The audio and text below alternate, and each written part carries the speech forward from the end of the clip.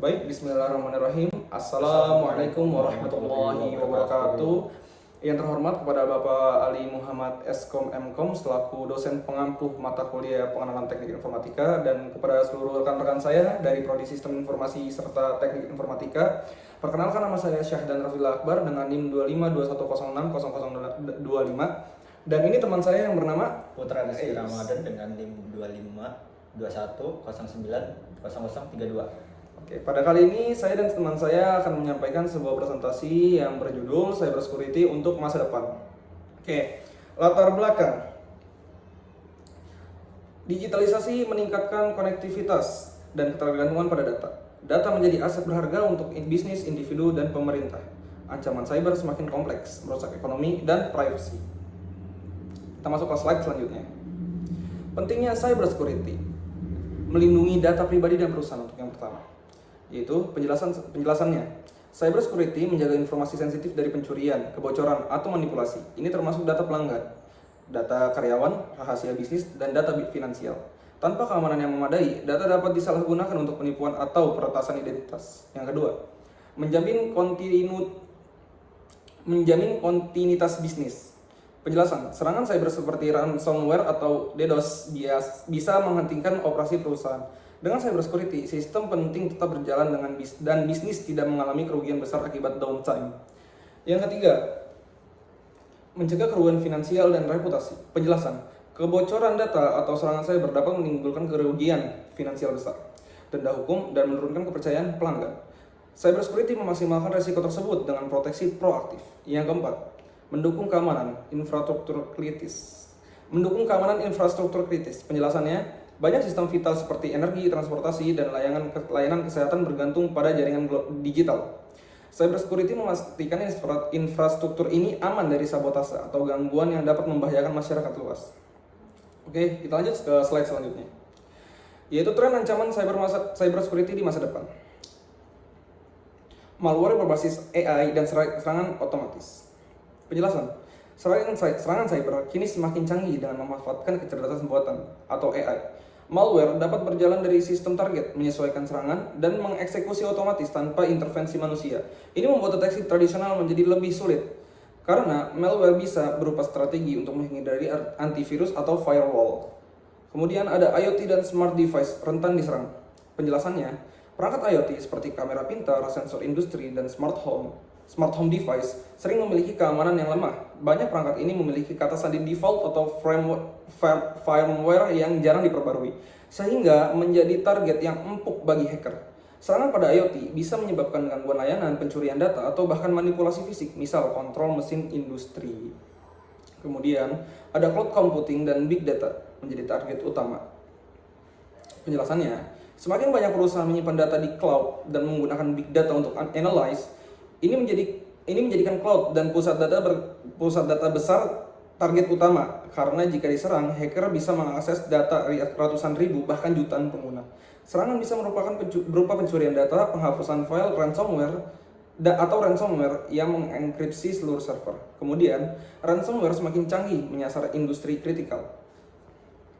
Penjelasannya, ransomware modern tidak hanya menyerang PC individu, tapi juga infrastruktur kritikal seperti rumah sakit, energi, atau manufaktur. Serangan ini mengenkripsi data penting dan menuntut tebusan besar. Banyak varian terbaru yang bisa menyebar otomatis di jaringan, sehingga satu titik infeksi bisa melumpuhkan seluruh organisasi. Oke, kita masuk slide selanjutnya. Teknologi pendukung cybersecurity. Yang pertama ada AI dan machine learning untuk deteksi ancaman real time. Penjelasannya, AI dan machine learning mengirimkan sistem keamanan mendeteksi ancaman secara otomatis dan cepat, termasuk serangan yang sebelumnya belum pernah terjadi, zero day attack.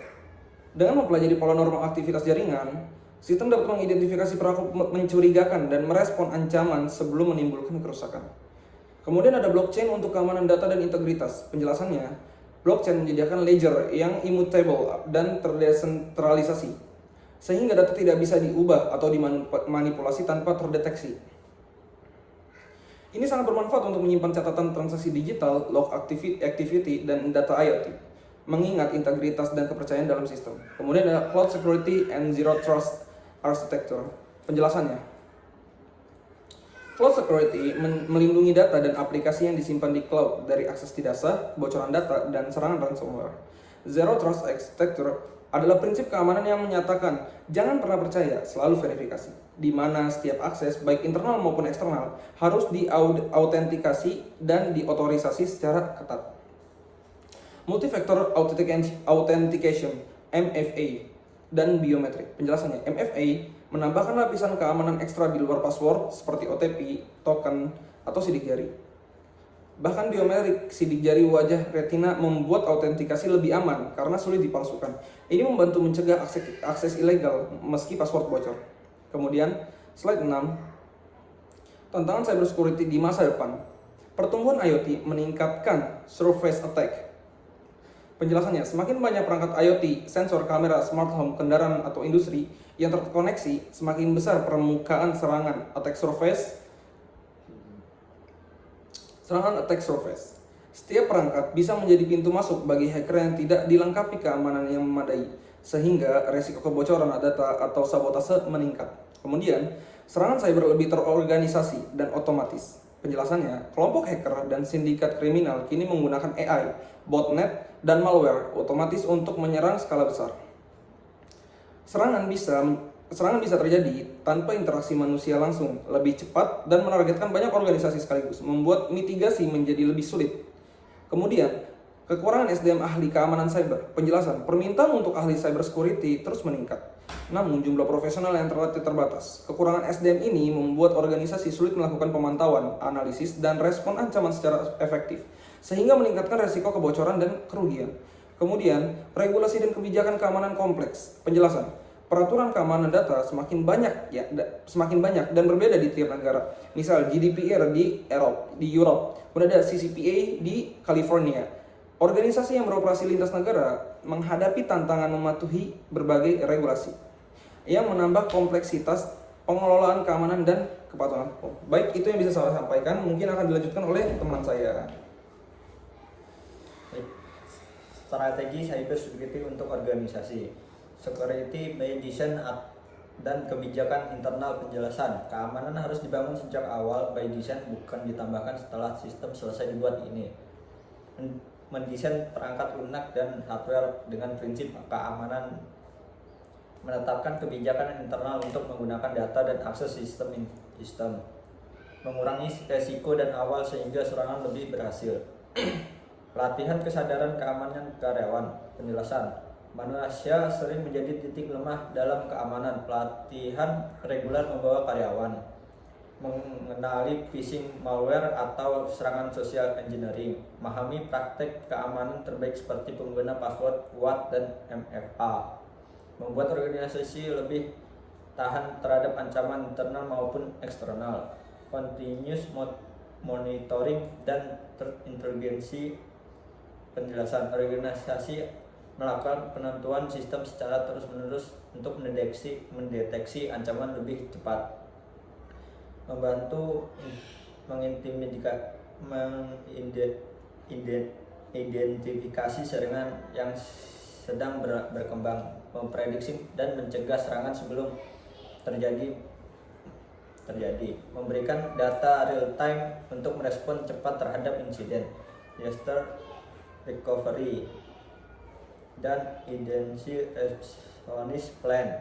Penjelasan, meski pencegahan maksimal, serangan bisa tetap menjadi rencana tanggap darurat terpenting untuk memulihkan data dan sistem dengan cepat, minimalkan downtime dan kerugian finansial, menjamin kelangsungan operasional organisasi dan terjadi insiden cyber. Slide selanjutnya, cyber security untuk individu. Gunakan password unik dan multifaktor authentication. Penjelasan, gunakan password berbeda untuk setiap akun agar jika satu akun diretas, akun lain tetap aman. MFA menambahkan lapisan keamanan ekstra, misal OTP, token, atau biometrik. Kombinasi ini membuat akses ilegal menjadi jauh lebih sulit meski password bocor. Update software dan OS secara rutin. Penjelasan, patch dan update menutup celah keamanan yang bisa dimanfaatkan hacker. Sistem yang diperbarui lebih tahan terhadap malware, ransomware, dan exploit baru, termasuk update di aplikasi browser, firmware, perangkat IoT dan OS komputer atau smartphone. Waspada phishing dan social engineering. Penjelasan: sering manfaatkan trik psikologi untuk mencuri informasi sensitif seperti password atau data finansial. Waspada email, pesan, atau link mencurigakan. Jangan mengklik tautan atau mengunduh lampiran dari sumber yang tidak dikenal. Lindungi data di cloud dan media sosial. Penjelasan: gunakan enkripsi atau layanan cloud dengan keamanan tinggi untuk menyimpan data penting. Atur privasi sosial media untuk membatasi akses informasi pribadi. Hindari membagikan data sensitif secara publik untuk mencegah pencurian identitas. Selanjutnya, cyber security dan IoT industri 4.0. Melindungi data dan privasi. Cyber security menjaga data yang dikirim dan disimpan oleh perangkat IoT agar tidak dicuri, dimanipulasi, atau disalahgunakan, termasuk data produksi dan sensor dan data pelanggan.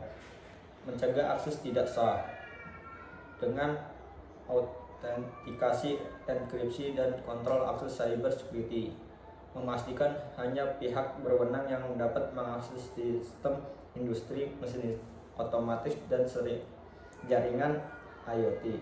Menjaga keandalan dan kontinuitas operasional. Serangan cyber dapat menyebabkan mesin berhenti atau sistem produksi lumpuh. Cyber security membantu mencegah gangguan operasional, downtime, dan mencegah proses industri tetap berjalan stabil. Melindungi sistem dan serangan cyber dan sabotase. Sistem industri 4.0 rentan terhadap malware, ransomware, dan serangan jaringan. Cyber security mendeteksi, mencegah, dan merespon ancaman yang dapat merusak infrastruktur industri dan IoT. Slide selanjutnya, regular dan etika cyber security. Pelindungan data pribadi wajib menjaga kerahasiaan integritas dalam keamanan data pribadi pengguna sesuai regulasi. Misal, UU Perlindungan Data Pribadi serta menyalahgunakan data. Kepatuhan terhadap hukum dan standar keamanan. Praktis cyber security harus mematuhi hukum, kebijakan, dan standar keamanan yang berlaku, serta tidak melakukan tindakan ilegal seperti peretasan tanpa izin. Tanggung jawab dan profesionalisme. Setiap tindakan pengamanan harus dilakukan secara bertanggung jawab, transparan, dan profesional, termasuk melaporkan celah keamanan secara intens dan ethical hacking.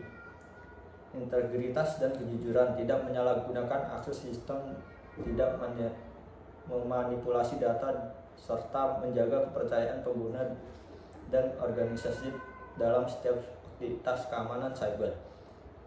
Slide selanjutnya, masa depan cyber security. Pemanfaatan AI dan machine learning. Cyber security akan semakin mengandalkan AI untuk mendeteksi ancaman secara real time, memprediksi serangan, dan merespon otomatis terhadap insiden cyber.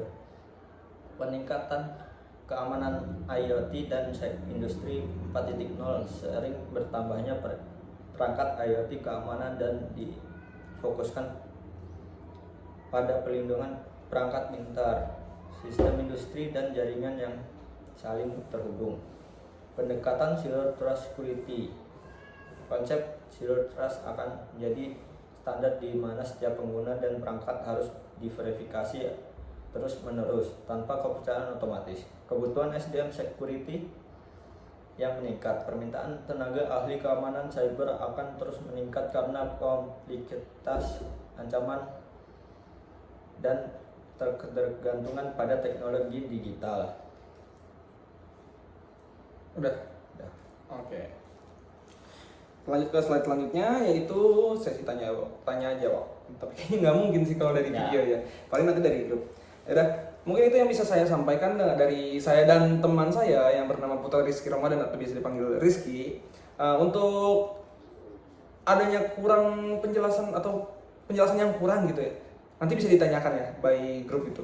Dan ya, terima kasih. Wassalamualaikum warahmatullahi wabarakatuh.